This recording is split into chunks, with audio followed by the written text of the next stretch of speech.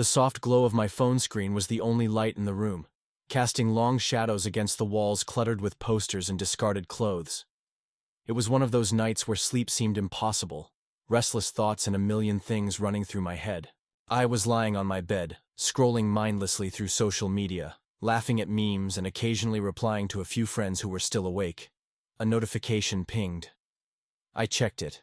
A message from Danny, my best friend. Danny. You still up? Me. Yeah, not tired. You? Danny. Same. Bored as hell. What you up to? I smirked, my fingers hovering over the screen. Danny and I had always been a little flirty, mostly as a joke. But that night, something in me felt bolder. I clicked on the camera icon, positioning myself in the dim light. A quick glance in the mirror reflected back someone who looked far, more confident than I usually felt. Shirtless, a bit tousled, just enough to look effortlessly put together. I snapped a couple of shots, scrolling through them with a critical eye before landing on the perfect one. It was a little more revealing than I'd normally send, but I was in a mood, and Danny always flirted back. I hit send, feeling a rush of adrenaline as the image uploaded. It wasn't until the gray delivered icon turned to read that I noticed the name at the top of the screen. Mark. My breath caught in my throat, heart hammering as if someone had slammed a brick against my chest. Mark? I blinked, my thumb hovering over the screen in disbelief. It couldn't be right. Mark. My dad's best friend. My hands shook as I opened the chat, staring at my own photo staring back at me. Shirtless, smirking, my eyes half-lidded. I cursed under my breath, scrambling to find the unsend button. But it was too late. The message was marked as read. Oh my God. Oh my God, I whispered to myself, running my hands through my hair, feeling my cheeks burn hotter than I ever thought possible. Why did I send it to him? How did I send it to him? I mentally retraced my steps. Danny was right under Mark's contact in my messages. A slip of the finger, a careless scroll. That was all it took. My screen lit up. A new message from Mark. My heart felt like it stopped entirely. Mark. Well, that's not something I was expecting to see tonight. I stared at it, every fiber of my being torn between throwing my phone across the room and replying with 1,000 apologies. Before I could react, another message popped up. Mark. But I'm not complaining. My hands were shaking, not just a little, but full-on trembling as I tried to type back. I hovered over the keyboard, words fumbling in my brain but refusing to connect. I could feel the heat rising up my neck, the adrenaline coursing through me. This was bad. So bad. But he wasn't angry. He didn't immediately block me, call my dad, or explode in outrage. In fact, he almost seemed playful. I swallowed hard, my thumb finally steadying enough to type out a reply. Me. I'm so sorry. That was not meant for you. A bubble appeared immediately. He was typing. Mark. You sure about that? My breath caught in my throat again. This wasn't just playful. It was flirting. From Mark. My dad's best friend. The man I'd known since I was a kid. The same man who always smelled like cedarwood and leather. Who could fix anything with his hands, and who always smiled a little too warmly when he saw me. I bit my lip, staring at the screen, unsure of how to respond. Should I shut it down? Apologize again and pretend this never happened? Or, Mark, you don't have to apologize. I didn't mind the view. The air felt heavier in my room, like the walls were closing in. My hands hovered over the screen again, nerves dancing across my fingertips. My instincts told me to pull away, to delete the conversation and never speak of it again. But my curiosity, the part of me that had always lingered a bit too long when Mark was around, was louder, and it wanted to know where this would lead. The smell of sizzling burgers and freshly cut grass filled the air as laughter and conversation floated across the backyard. My dad had thrown together one of his legendary family barbecues, complete with mismatched lawn chairs and the usual crowd of neighbors, family friends, and Mark. I spotted him the second he stepped through the gate, holding a case of beer and wearing that familiar grin that somehow always made my stomach twist. He looked completely normal, too normal, as if last night hadn't happened at all. Hey kid, he greeted me. giving me a playful nod as he passed by, patting me on the shoulder. It was casual, a gesture he'd done 1,000 times before. But this time, I felt the warmth of his hand linger just a fraction too long. I swallowed hard, trying to push down the rush of thoughts flooding my mind. Maybe he really did forget about it. Maybe it was just a flirty joke and nothing more. But as the afternoon wore on, I began to notice things I hadn't before. Lingering glances from across the yard, his eyes catching mine even when I wasn't, looking directly at him. He'd brush past me with casual touches, a hand on my back as he reached for a beer, a pat on my shoulder that slid just a bit lower than it should have.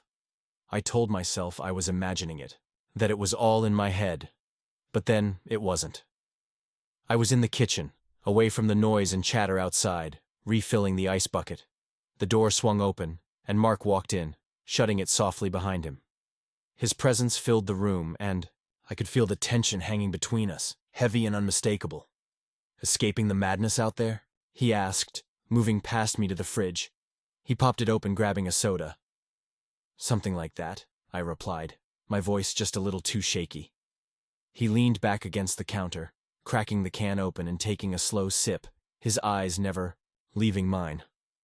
"About last night," he started, and my heart immediately jumped into my throat. "What about it?" I asked, forcing my hands to stay steady as I packed ice into the bucket. He chuckled, low and smooth. "I was just surprised, is all. Didn't know you had it in you." I paused, turning to look at him fully. He was grinning, that same teasing look in his eyes. I swallowed, my throat suddenly dry. "It was an accident." "An accident, huh?" He took another sip, his gaze unwavering. "Could have fooled me." I couldn't help but laugh nervously. "Trust me, it was." He placed the can down on the counter, his hands bracing on either side as he leaned in just slightly. "Well, accident or not, you got my attention." His words hung in the air, thick and heavy with implication. I felt my cheeks flush, the air suddenly too warm in the small kitchen. I looked down, fumbling with the ice scoop. But he didn't move. If anything, he seemed closer. "You're not freaked out?" I asked finally, my voice barely above a whisper. "Should I be?" He leaned in even closer, his breath warm against my ear. "I mean, unless you're freaked out." I met his eyes, my heart hammering. "No, I'm not." The silence stretched out, broken only by the distant hum of conversation from outside. I didn't know who moved first, but the distance between us shrank in an instant.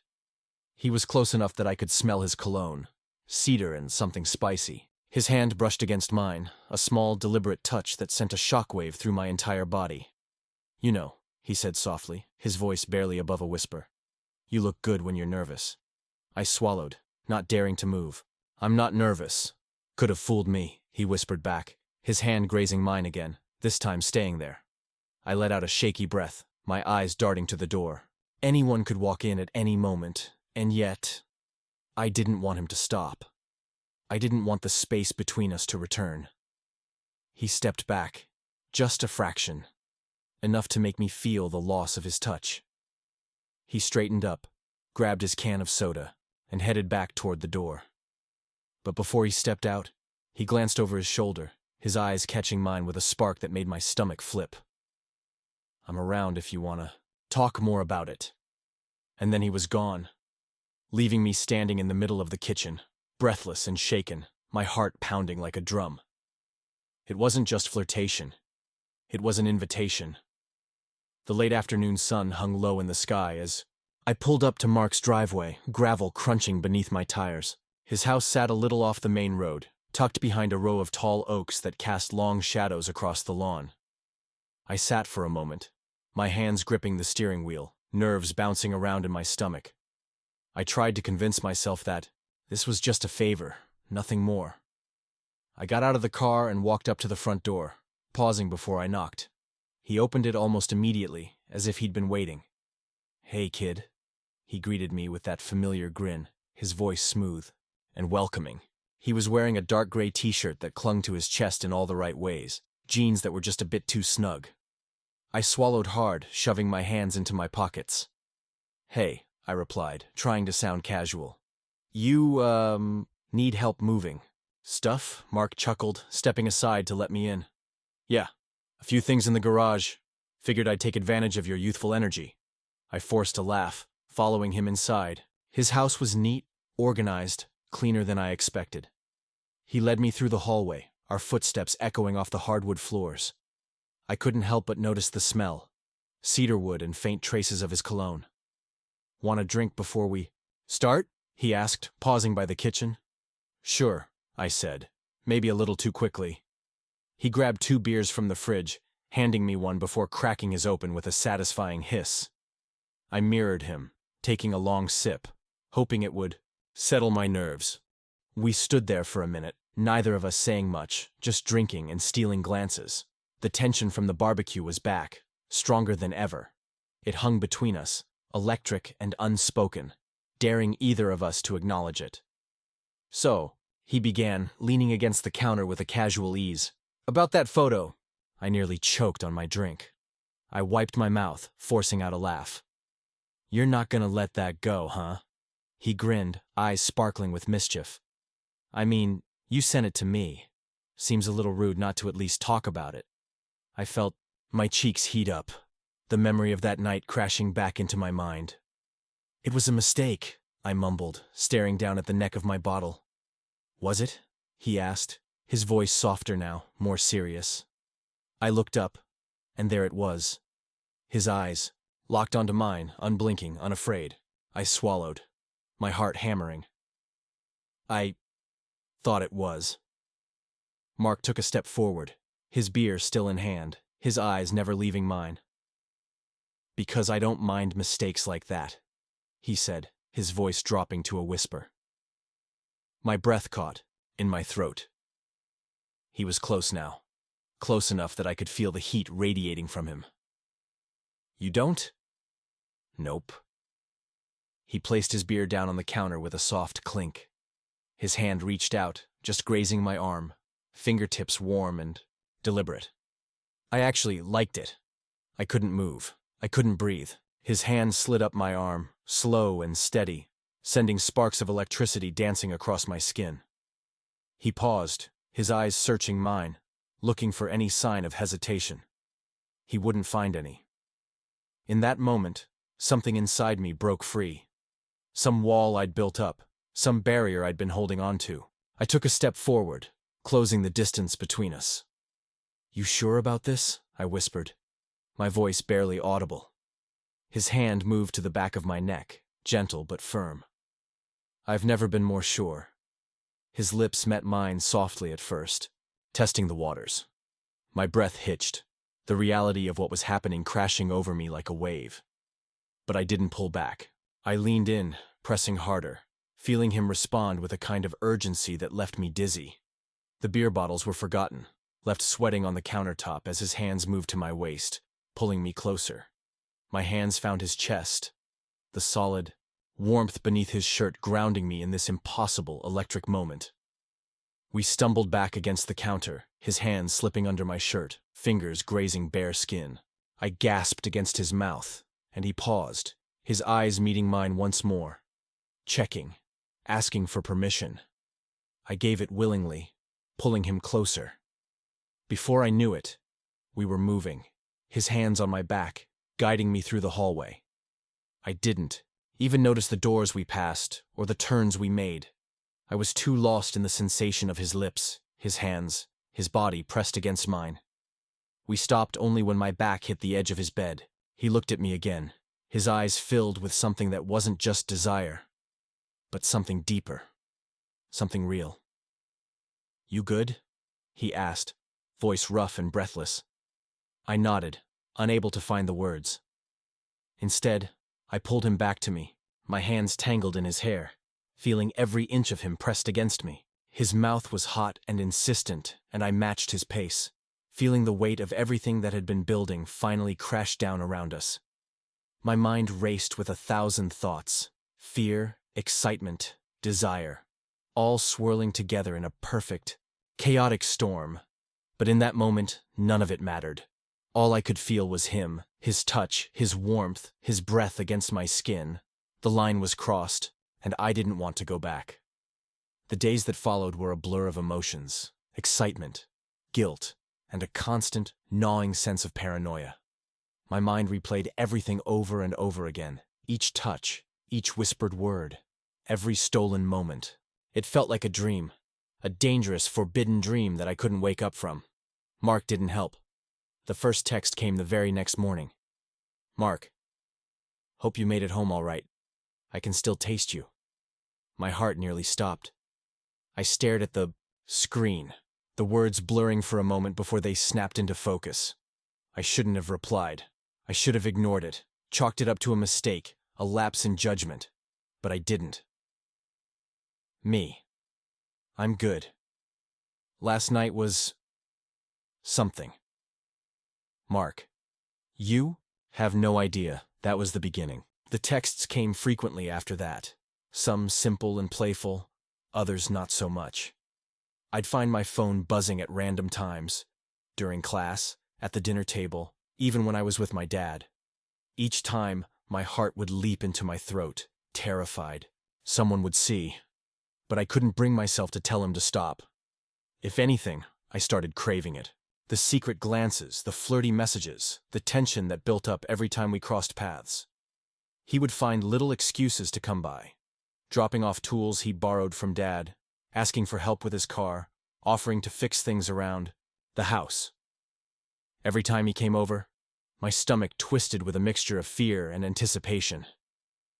We managed to steal a few moments when no one was around. Once in the garage, another time in his truck after a late-night drive, he'd invited me on, claiming he needed some help picking up supplies. We would talk, flirt, kiss, never going as far as we did that first night, but close enough to leave me breathless. But the secrecy had its price. I couldn't shake the constant anxiety of being found out. My dad was always so casual, so oblivious, but lately, his eyes lingered just a bit longer when I got a text. He'd glance over my shoulder, asking who it was, and I'd have to force a smile and say it was Danny, or some random friend from school. Mark seemed unbothered, or maybe he was just better at hiding it. His grin was always easy, his voice smooth, and casual whenever my dad was around. But I saw it. The way his eyes flickered toward me when he thought no one was looking. The way his hand would brush mine if we stood too close. The quick smirk he'd give me when he passed by. It was exhilarating. It was terrifying. But then the rumors started. It was during one of Dad's barbecues that I first heard it.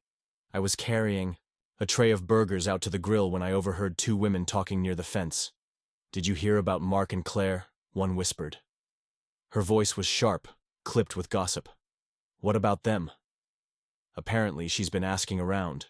Says he's been out late, texting a lot, acting weird." I nearly dropped the tray. I stood there, frozen, listening as they continued. "Think he's seeing someone? That's what she thinks. I mean, he's been acting different lately." I swallowed hard, forcing my feet to move, to walk back inside before anyone noticed. Me eavesdropping. My hands were shaking as I set the tray down, my mind racing. Did she know? Could she know? The next time I saw Mark, it was at his place. He'd texted me late in the evening, asking me to come by. I drove over under the cover of dusk, my mind still replaying those whispers. He opened the door with a grin, but I could see the strain behind it. I stepped inside, shutting the door quietly behind me. "Is everything okay?" I asked, my voice barely above a whisper. Mark's smile faltered. He rubbed the back of his neck, sighing. "Claire's been suspicious, asking questions." I felt my stomach drop. "Does she know?" He shook his head. "No. But she thinks I'm hiding something. I've been careful, but..." His eyes met mine, and I could see the conflict in them. "We have to be more careful." I nodded, swallowing the lump in my throat. "I get it." Mark stepped closer, his hand finding mine. He squeezed it gently, his eyes softening.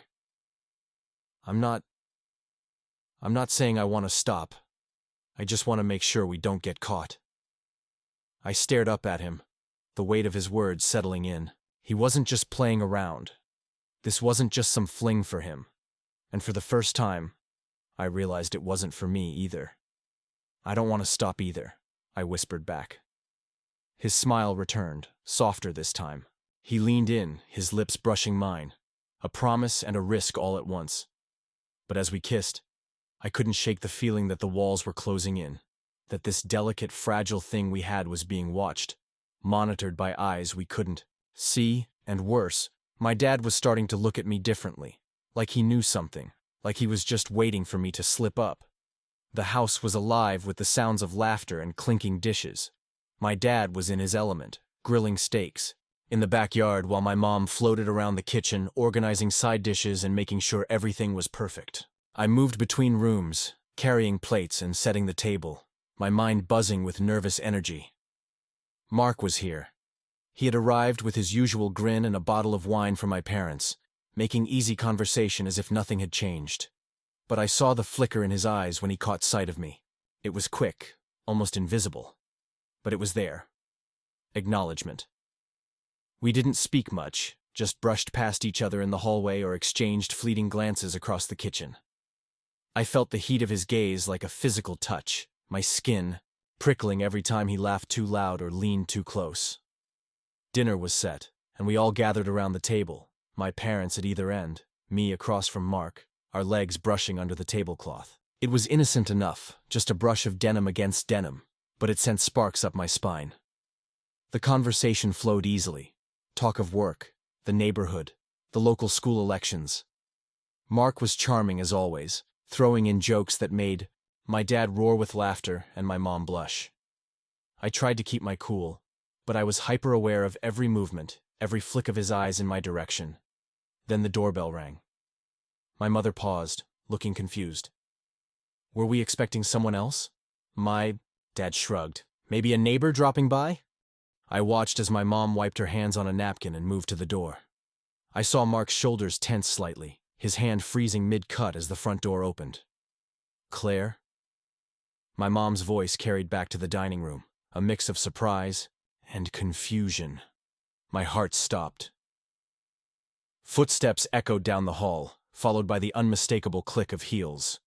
Mark's wife stepped into the room, her face carefully composed, lips pressed together in a thin line. She wore a crisp white blouse, her hair pinned back neatly, but her eyes, they were sharp and unblinking. "Hi," she said, her voice tight. "I'm sorry to interrupt." Mark set his fork down slowly, wiping his mouth with deliberate calm. "Claire, what are you doing here?" She ignored him, turning instead to my mother with a polite smile. "I'm so sorry to intrude. I just needed to speak with my husband for a moment." My mom, always eager to please, nodded. "Of course.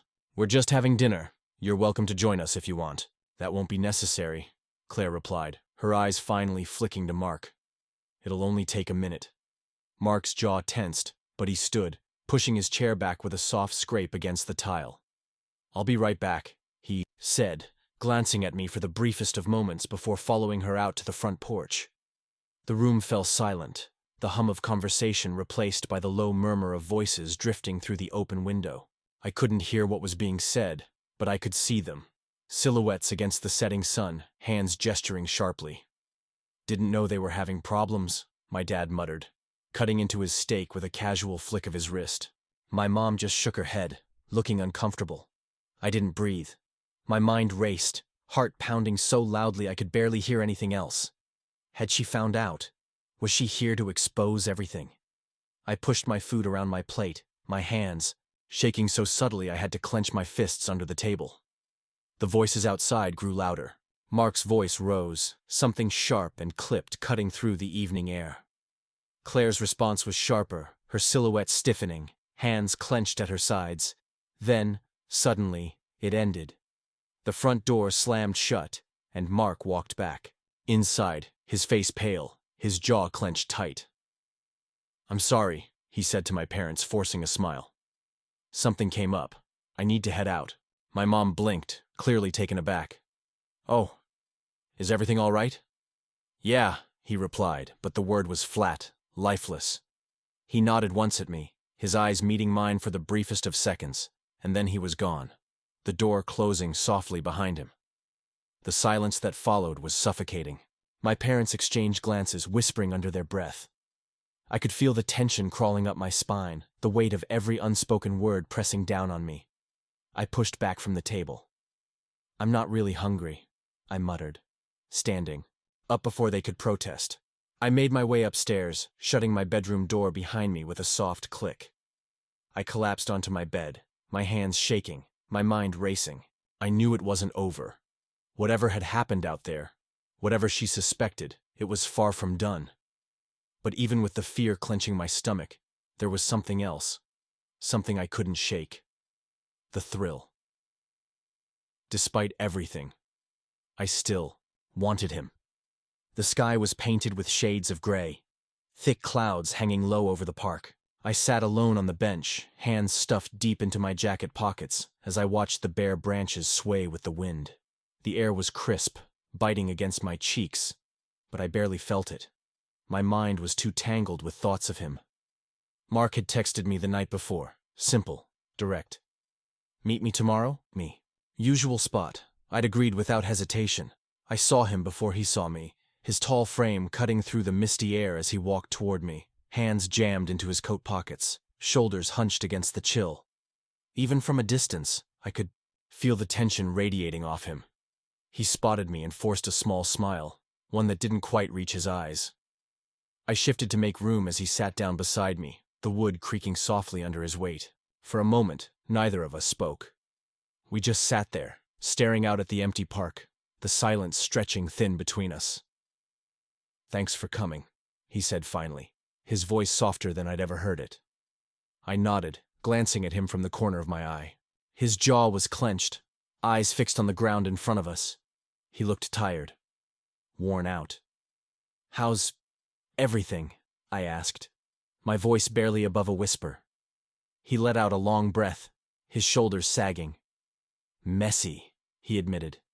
"Claire's been asking a lot of questions." He paused, rubbing his hands together for warmth. "I think she knows something, but she doesn't have proof." My stomach twisted. "Did she say anything about me?" Mark shook his head. "No, but she's suspicious. I've had to be careful." He finally looked at me then, his eyes heavy with something I couldn't quite place. Regret? Longing? Maybe both. "I hate it," he whispered. "I hate having to be so distant." My throat tightened. I swallowed hard, trying to keep my voice steady. "So, what does that mean for us?" He leaned back, his eyes lifting to the sky as if searching for answers in the clouds. "It means I have to be smart, careful. I'm not saying I want to stop. I can't. But we have to be more careful. No more risks." I stared down at my hands, my fingers fiddling with the edges of my sleeves. "I get it," I replied quietly. "I don't want things to get messy for you." Mark reached over then, his hand covering mine, warm and solid. I looked up, and the way he was watching me made my breath hitch. "I don't want to lose this," he murmured, his voice cracking just a little. "I don't want to lose you." His words hit me like a punch to the chest. I opened my mouth to say something, but nothing came out. Instead, I just nodded, my heart pounding so hard I was sure he could hear it. "We'll make it work," he continued, squeezing my hand. We have to be smart." The wind rustled the branches above us, scattering leaves across the path. I felt a shiver run down my spine, not from the cold, but from the reality of it all.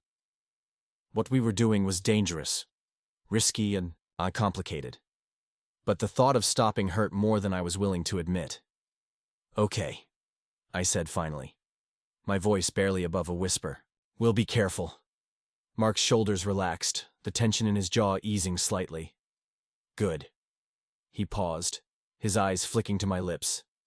"I want to see you again." I smiled, a warmth spreading through my chest. "You will." Without another word, he leaned in, his hand sliding up to cup the side of my face. His lips brushed mine softly at first, almost hesitantly. I kissed him back, my hands finding their way to his coat, pulling him closer. It was slower than before, more deliberate, like we were both memorizing the moment. When he finally pulled away, his eyes met mine with a promise unspoken. "I'll call you," he whispered. I nodded, watching him stand, hands slipping back into his pockets as he walked away, his footsteps fading into the distance. I stayed there for a while, staring out at the empty park, my mind replaying every word, every touch. We were still a secret, still hidden. But for the first time, I didn't feel afraid. I felt alive. The rain drummed softly against the windows of the cafe, streaking the glass with trails of water that blurred the view of the bustling street outside. I sat alone at a corner table, hands wrapped around a steaming cup of coffee, the warmth spreading through my palms.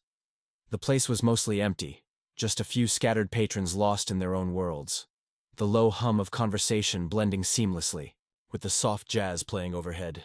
I leaned back in my chair, staring out the window as memories of the past few months played through my mind like a film reel. Things had changed, more than I ever thought they would.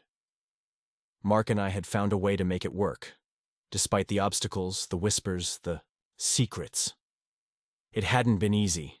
Claire had grown more suspicious as the weeks dragged on, her questions sharper, her accusations louder.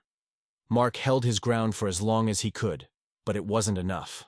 One night, over hushed whispers and too many glasses of whiskey, he told me it was over, that he was leaving.